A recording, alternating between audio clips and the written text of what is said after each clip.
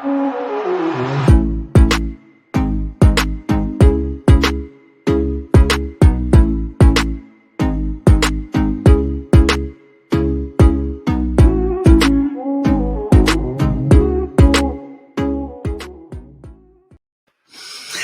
hi there, welcome to another episode of Tip Top Tips Edu with me, Mark Anderson from Netsupport, also known as the ICT Evangelist. Today I'm really pleased to welcome somebody that I've known for many years, and whilst I'm happy to call him a colleague and somebody that I've worked on a variety of different projects over the years, from when I first met him when I was working with North Tyneside Learning Trust, working with schools up there, introducing student digital leaders in some of the primary schools up there, right through to working with him in Hong Kong and in Shenzhen in China. So all sorts of different activities through our work with Apple and with our roles as Apple Distinguished Educators, and so many more things besides. But I'm really pleased to welcome this guest onto the show today. He has got children at the heart of his thinking, learning, teaching, strong values, and if you can forgive him his accent, then you'll get an awful lot out of listening to this gentleman. So it gives me great pleasure to bring on to Tip Top Tips Edu today, the one and only Mr. Paul Tullock. Welcome to the show, Paul. How are you? Hi, Mark. I'm good after your slander on the Geordie accent, but it is difficult to understand. I'm really pleased to be here, and it's great to be chatting with you today. Yeah, no, you too, Paul. I mean, I gave a bit of an introduction to you and some of the sort of accolades and things that relate to your work over the years and our relationship and things. But for those people who don't know you, and certainly if you look at Paul's handle there, you can follow him on social media at Mr. Tullock. But for those who don't know you, Paul, could you share a little bit about your history in education, what sort of jobs you've had and what phases you work in and what you're up to these days? Yeah, no problem. So I was the least likely person to become a teacher because as a child, I hated school. I had a terrible stutter and I didn't have a voice at school. And I had a really poor experience. I left university. I didn't really know what to do. I managed pubs, and then I stumbled into an adventure holiday where I was told that I was excellent with children and the children got something out of it. From there, I trained to be a primary school teacher because I wanted to give the pupils the experience that I never had at school. I wanted to give them the voice and the excitement and the engagement that I never had. So I've worked from EYFS all the way up to year 6. I was a primary school teacher for 13 years. Around about 2014, started using iPads in the classroom and technology, which led to me new Mark at an event. And from there became Apple Distinguished Educator. And then 2019 became one of the Apple Professional Learning Specialists. When COVID hit, I was getting asked a lot of things if I could go and help schools and support schools. And then I decided at the end of July, after an approach from my current employer, Jigsaw 24, who work with schools up and down the country, training them on technology use and integrating technology to really enhance learning. I decided that the time was right for me to come out of the classroom, because rather than having an impact on 30 kids or maybe 200 kids in a school, I could help schools up and down the country and impact learners in a much bigger way. So my role now is basically I work with teachers and schools and school leadership, helping to form their technology visions and the role that will play in school, and then helping to support teachers with the skills that they need, and also going in to work with kids as well. And put on kind of example lessons and work with that as well, which is where my heart lies, is everybody having equitable access to education.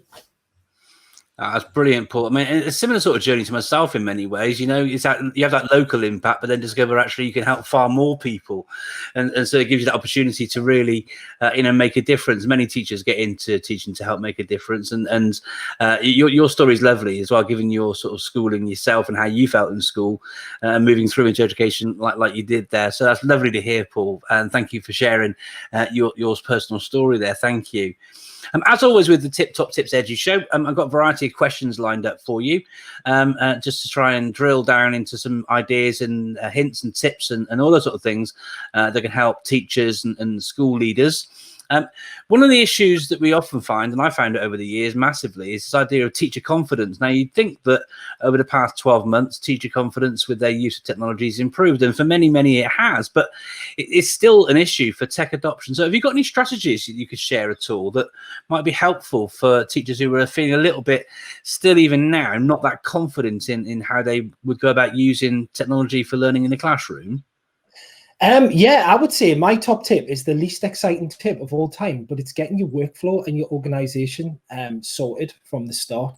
If you know where your files are saved and how you can share files and how to organize files, particularly on an iPad, then that's a really good starting point because you're not worrying about the back end. And if you can do all that from the start, it's a really stable foundation to build on. Now, I primarily work with iPads and Macs. But one of the most overlooked areas of the iPad for me is the Files app, and how the Files app allows you to effectively bring in storage from the cloud. So things like OneDrive, Google Drive, iCloud Drive, you can save things on your iPad, and it's just if you can use the Files app effectively, it takes away that worry of where have I saved this piece of work, and then it allows you to share it into your apps like Seesaw, Shobi, Microsoft Teams, those kind of things as well. And I suppose two other tips that I will give, which kind of go under the radar, are inside the Files app, are using tags to organize things like English work into English, so you can find bits of English work so you're not scrolling through files and folders. And little known is if you say, for example, you create in OneDrive, you create a folder for worksheets or staff meeting notes. If you open the folder in the Files app and you hit the three dots in the top corner, there's an option to scan paper documents and save them directly into the cloud, or save them wherever you need be. But that can be a huge time saver, not only for a teacher, also it takes you away from the photocopier and all kinds of other things. Huge benefits, but it's really simple, but it's overlooked. And it's just those little things. Get it right from the start. Organize yourself, take the stress off yourself, and allow yourself to focus on the actual teaching and learning. No, I'm minded to massively agree with you. So it's about creating the sort of right conditions for success, isn't it? You know?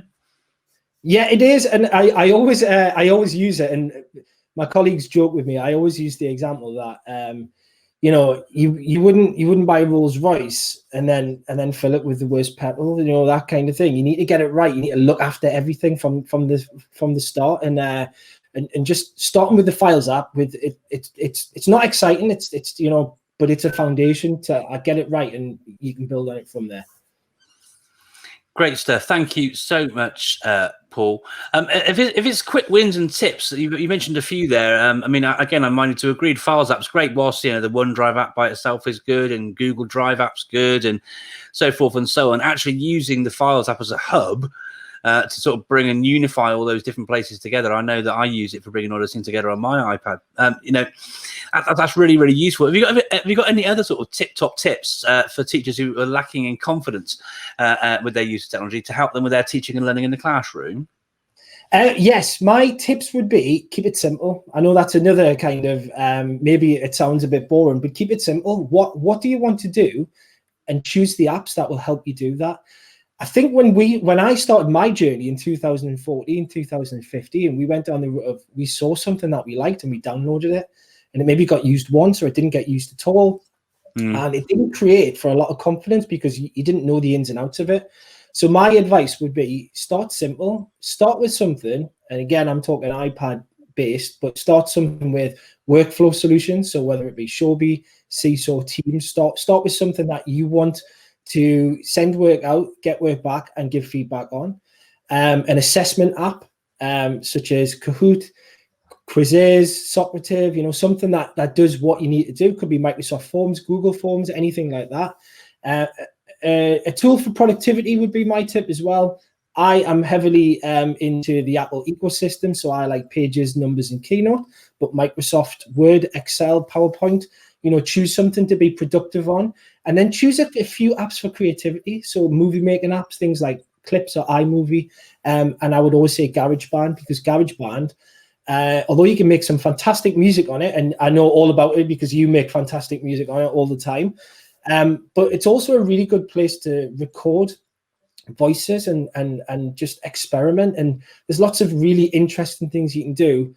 One of my favorite lessons that I've done was in year 1, we retold the story of the Gruffalo, just recording the different animal parts and then playing with the voice effects, and just those little things to start small, see that engagement and see where it grows from. So my tip is make sure it's simple. Choose some apps based around what you want them to do, not because it looks good and it's exciting.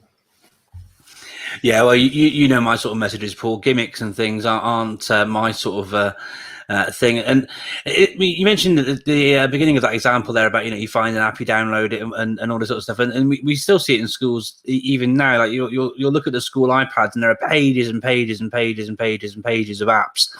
But actually, how many of those tools are used on a regular basis? If you're trying to get an impact, it's good to be able to be really, really good at a few things that are going to help you with all the various activities you might want to do. So there's some fantastic tools and apps you've mentioned inside there. And just taking clips as an example, it's super easy to use for children right through the ages, isn't it? But it's massively scalable in terms of what you can actually then do with it, from explainer videos to book reviews to on the field reports to all sorts of things, and the background you can drop in, and the way in which the AI can sort of work and make some really engaging content. It looks so professional for young people as well, doesn't it? It does, and just it can be used with early years right up to year 6. And I've seen some fantastic things from nursery and reception children just explaining their favorite characters right up to year 6, making anti-bully videos with fantastic soundtracks and thinking about the filters and the shots that they're using. And just it's not the app, it's the learning behind the app, and the app facilitates it and helps you to get to the point that you want to get to. And it's just, you're right, it's so scalable and there's so much that you can do with it, and it's free, and it's just it's one of those great apps that needs to be explored in schools a little bit. Yeah, no, I completely agree. One thing I wanted to jump into, Paul, I know you're quite passionate, well, not quite, you're passionate about this, is accessibility. And accessibility and access to learning has been really highlighted over the course of the last 12 months with some of the digital divide issues we've seen and so forth and so on. But one of the ways in which we can make resources accessible is through, well, I won't sort of steal your responses here, but you can make your resources and the things that you make on your devices more accessible. So have you got any tips for accessibility on devices and when it comes to resource creation that our viewers might find useful to sort of start thinking about with the things that they're doing with their device? Yes, what I would say is, from my background, obviously me being a child, and not enjoying school, I've got a real passion for this. But where I worked as well was in the lowest 5% deprivation in the country. So a lot of the pupils that I taught came in, and they were well below national expectations. There was a range of learning and social challenges, and we had a lot of English as a kind of second language. And the thing that we always found the best was getting into the nuts and bolts in the iPad settings, the accessibility features. Things like dictation to get pupils to speak, and also to think about their punctuation and to help them write, and just to build that confidence, but also, especially coming from Newcastle, to kind of speak the Queen's English so you can spell correctly. And we found that had a big impact. Things like Speak Screen, another great one as well. Have content read to you, which is fantastic. Safari Reader, which can take web pages and take off adverts and put it into certain filters just to help with sight. The display accommodations for dyslexia as well. Just those kind of things are absolutely fantastic. In terms of making things accessible for teachers, accessible resources, teachers, just having the option that something like Pages, if you made a template in Pages, you could add in the option of having a video recorded in there, some sound recorded in there, and they could dictate in there as well. And just by sharing that kind of template, it makes it easy for anybody to access, whether they can write, whether they can read. They've just got something that works with them at their level.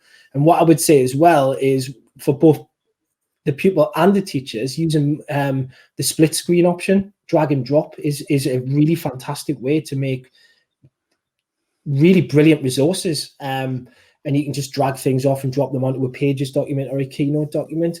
And the kind of last one that I'll talk about, which is something that I'm really passionate about, is the Microsoft Lens app. Now it's entirely free, and you can download it on a phone, you can download it on an iPad, and it's available on various platforms. But when you scan a paper document or a worksheet or a passage from a book, there is the option in there to open it in the immersive reader in Microsoft, which highlights all of the text, reads the text, can put the text into syllables as well to help children break down those sounds, but also it can convert it into almost any language in the world. So if you have a child who's just joined and they've come from Romania, for example, you can take a photograph of a piece of text that you're reading in that class, or they can take a photograph on their device, and they can use the immersive reader to change it into their native language to help build that confidence.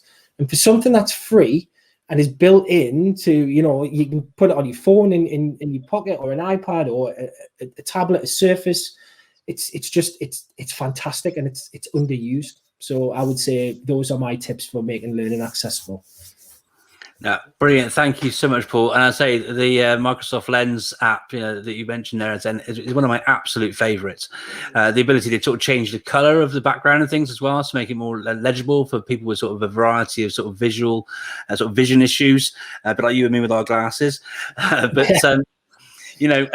Those options that are in there are absolutely fantastic, and you can really sort of transform that experience that a child has in school, because if they feel like they can't access things, they don't feel like they're part of the actual class and the activity. It can breed sort of anger inside and reduce engagement. And there's other features as well. I think it's got the sort of picture library on certain words. It'll bring up a picture when you tap on it and things as well. So that really helps with learning new language and language acquisition, all those sort of things as well. So some fantastic tips there. Thank you so much for sharing those, Paul. One of the things sort of highlighted in there is about engagement as well, because if a student can't engage in the class through lack of accessibility to the resources and things that are being shared, then again, it's not going to really help. And engagement, whilst it might be seen by many as a poor proxy for learning in terms of using sort of gimmicky apps, actual engagement in the learning process is super important. And we've seen that massively over the last 12 months when children haven't been as able to be in school, in a classroom and things with their teachers as well. So with that, have you got any tips beyond what you shared so far in ways in technology that can help students, pupils to engage in their learning? Yes, I am a big believer in the power of choice. Now, that doesn't mean that pupils can go off and do whatever they want. I'm a big believer that when you teach using technology, it always comes from the pedagogy. What are you teaching? Why are you teaching it? And what are you wanting the pupils to gain and learn from this experience? So from that, with pedagogy at the heart, I believe that the power of choice in the way that they present their learning can have huge engagement. So if you said to me, for example, World War II, I'm fascinated by World War II, but if I had to write 2 pages about World War II, I'm instantly out, because I don't want to write. I've got much better ideas, and actually harnessing the power of creativity in our pupils can really show what they've got, rather than whether they can write. So for example, let's just say we were doing around World War II as an example. You could, the pupils could create a book, create an ebook. They could create a video about a certain aspect of World War II, using clips, as we've talked about, or iMovie. They could create an animation using Magic Move and Keynote to show certain parts of an area of World War II. They could create an app prototype in Keynote. They could create a podcast in GarageBand. There's so many different ways. And just if you focus on the learning and then open it up to the children or the pupils about how they want to show that learning, then the engagement can absolutely go through the roof. And the example that I will use is during lockdown. First lockdown came last year, and around about April time, my daughter, who is a phenomenal reader, she's read more books in her life at 8 years old than I have in my life at 40. She's a machine. She's got a thirst for knowledge, a thirst for excitement and getting lost in a world of books. Part of her homework was to write a book review. Now, she didn't see the point, because the only person who was going to see it was the teacher, and it wasn't exciting for us. So we came across the idea of a podcast. We do a little interview, use GarageBand. It was really basic. I showed her how to do it once. She's on season 3 of her own podcast now called This Girl Reads. Her engagement is phenomenal. It's on Spotify. It's on the Apple Podcast Store if anybody wants to check it out. But she's managed to have interactions with authors as well. So because I've shared it on Twitter and just tagged an author in, an author has left a message on her podcast, and they've left a lovely voice message, and they've sent her books to say, wow, thank you so much. We'd like you to read the next book and tell us what you think. And that real world engagement, that is something that if you allow the power of choice and allow that passion to come through, there's really, if there's no limit to what can be achieved. And at 8 years old, to produce our own podcast weekly, I come along and I sit next to her, and I'm not allowed to touch the iPad. I'm not allowed to touch the microphone. I'm not allowed to do any editing. The only thing that I have to do is I have to hit transfer it across to Anchor, because she's only 8, and hit publish, and that's it. It's just fantastic. There's some superb examples there, Paul. Thank you so much for sharing those. And the thing is, I mean, you said from the start about, write a 2-page book review, but I mean, all these engaging ways by giving pupils that choice, and like you say, the power of behind all of that. Actually, whilst it's still important for young people and older to have those skills, being able to write and do those sort of things, by creating that content. You mentioned the example of an ebook, for example. You might use something like Book Creator, let's say, or Pages to create that. Just because the writing might appear in a different way, with some other content around it and all the rest of it, sometimes it can be, the actual task could be achieved in ways other than just sitting there and knocking out 2 sides of A4, can't it? And just imagine, the review that your daughter's creating in the podcast. Actually, that could then form, if you use some sort of transcription software or dictate it in other ways. There are other ways in which you could. There are many ways to skin a cat, I think, is what I'm trying to say here, really. And what I love about what you're saying here, Paul, is it's how it's really not only giving the learners, and we know the power of metacognition and students thinking carefully about how to learn and why they learn, and the processes involved in that as well, but allowing them to have that element of choice around that can really make a difference for many kids, can't it? Yeah, and actually going back to what you said there, she plans a podcast, so she's got a template. She uses a planning template which she came up with herself about how to make it interesting. So she did research on podcasts, listened to how it was broken down, and it's almost like the writing process about introductions, paragraphs, key areas. So she plans it all that way. But what I really like about it is her personality comes across in a way that does not come across in a written document. So her thirst, her excitement, and her fun nature comes across in this way. And I think it's the same task. There's writing involved in it. The planning's involved in it. It's just a different outcome. And yeah, I'm a big believer in that. That's just lovely, Paul, and such an authentic story to share as well from your work with your own daughter as well. So reinforced by what you've done in the classroom as well, isn't it? So fantastic. Thank you so much. I'm going to have to say though, Mark, if you could pop the link to our podcast in, she will not forgive me if I don't take the opportunity to plug her podcast. She's like a PR machine. You can. She's been learning from the best. Clearly, I will make sure that the link to the podcast goes into the show notes, and so please do have a look. And when you're doing that, please do hit the subscribe button at the same time as well, obviously for our work. But you'll find in the show notes a link through to Paul's daughter's podcast. And given that so many people who watch these episodes are teachers yourselves, you may well want to share it with some of the students in your classroom too, and it may inspire them to engage in that sort of activity for themselves as well. So thank you so much, and then you can share with Paul that I will definitely make sure that happens. Thank you so much for the little nudge in the right direction there. You shared loads of tips in the show so far, Paul. We're getting towards the end right now, but I was say, have you got any further tips for teachers that you haven't shared yet that viewers might find useful? Yes, I'll try not to overdo it, because I know once I get started, I like to. I'm definitely a sharer. But don't be afraid of Siri for both yourself in the classroom and your pupils in the classroom. So Siri, in this day and age, when we've all got things like HomePods and Alexas and Google Minis and those kind of things in the home, and our pupils have too, we should be harnessing the power in the classroom. Now, I don't know whether this is just an example of me being a male or me being a bit useless, but I used to forget to print out homework every single Monday, and it had to go out on a Monday. So I would say, Siri, I'm obviously not saying the word, so not everything goes off, but I would call up Siri and I would say, set a reminder every Monday at 12:30 to print out the homework ready for tonight. And every Monday at 12:30, my iPad or my watch or whatever would ping up and it would say, get the homework ready. And it's those little tasks, those little automated tasks that can keep us on track, that helps so much. And the example that I use as well, going back to the accessibility at heart, I had a boy called George who was fantastic, but he was very anxious and he had a range of learning difficulties.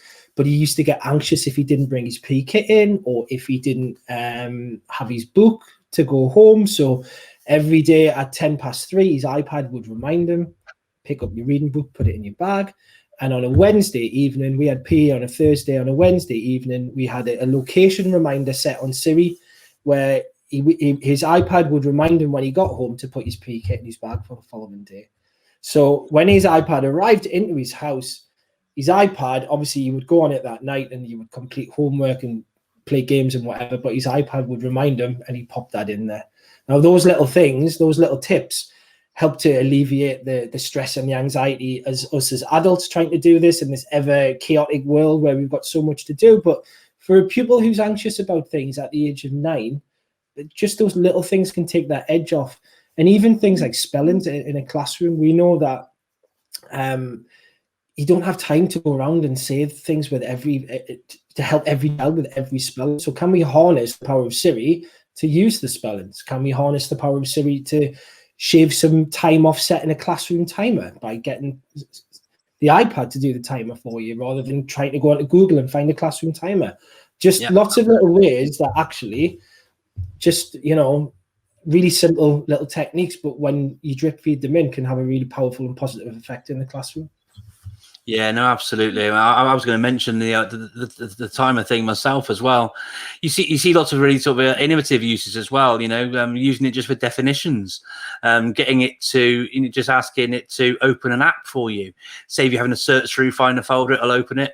My own son didn't like how Siri pronounced his name, and he said, I don't like how you're pronouncing my name. So, well, how do you want me to pronounce your name? He comes back, and you can change the pronunciations and things in there as well, can't you? There's so many amazing things you can do with the various office assistants, and as time moves on, so that AI behind it all is just going to get so much better. People don't often realize things like Wolfram Alpha as well is tied into Siri, and so you've got a really powerful mathematical engine, a scientific engine behind all of that as well. So you can have some really technically complex questions, which are yes useful in primary, but right through up to sort of degree level. Some of the calculations and things it can do there, and with quarks and all sorts of stuff. So yeah, massive fan for that. Did you have any more tips at all, Paul, before we move on to the very last question? No, I'll not take up too much time with tips because I'll be here all day. But what I will say is, if Siri doesn't work the first couple of times, persevere with it. It learns. It's machine learning, so it will learn your ways. And I have had some people say in the past, it doesn't recognize what I'm saying, and just as you said, tell it that it it hasn't done what you want it to do, and it will get better. But no, I'll not go into any more because we haven't got all day. But one thing though that isn't a tech tip, but it is a good tip for people who aren't confident. You've alluded to it there in that sort of message there, Paul. And it's that resilience, that sort of growth mindset, that sticking with it actually, that is so important because and I'm sure it happens with you, and you've seen it happen to me on stage in different environments over the years. Things don't always work right first time. And that's just life. And so, if things aren't working quite right first time, like Paul suggested, then with Siri, then just stick with it. Give it a try, and just be dogged about it. And if not, get some support beyond that. Speak to a teacher in the classroom next door, or as Paul often advocates for, as do I, ask some of those children in your classroom if they can help you. There are loads of ways in which you can sort of make it work for you with a bit of help help from those who are around you. So, Paul, I'm going to ask you a question now. We're probably aware of this idea of Room 101, the program on television. When it comes to technology, not everything's bells and whistles and blue skies and birds singing. So if we had an EdTech Room 101, what would you put in an EdTech Room 101? Oh, it's a tough one. I'm not saying this for every interactive whiteboard, but I'm not a fan of the interactive whiteboard for a number of reasons. And one of them is the second I turn my back to write on the interactive whiteboard, I've lost the classroom, and I feel like I need to be tethered down the front of the classroom. Interactive whiteboards, to me, they have a purpose, but they're not my favorite thing. So I'd put the interactive whiteboard in there, because when you're the teacher, you want maybe not own the room, but you are the person that holds everything together. And I find that being around a classroom rather than standing at the front or sitting on a chair at an interactive whiteboard. Apologies.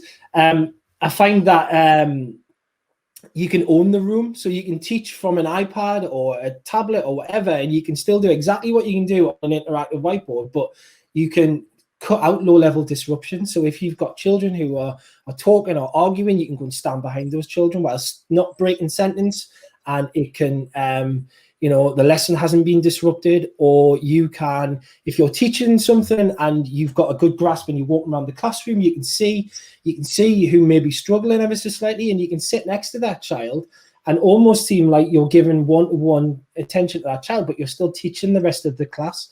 And I just think freeing up that, and probably what we've learned now in this pandemic is you can teach anywhere, and you don't need to be at a certain part of the classroom. So while I'm not dissing all interactive whiteboards, interactive whiteboard is the way that I teach. Would be the interactive whiteboard would be the first thing that I would get out of my classroom.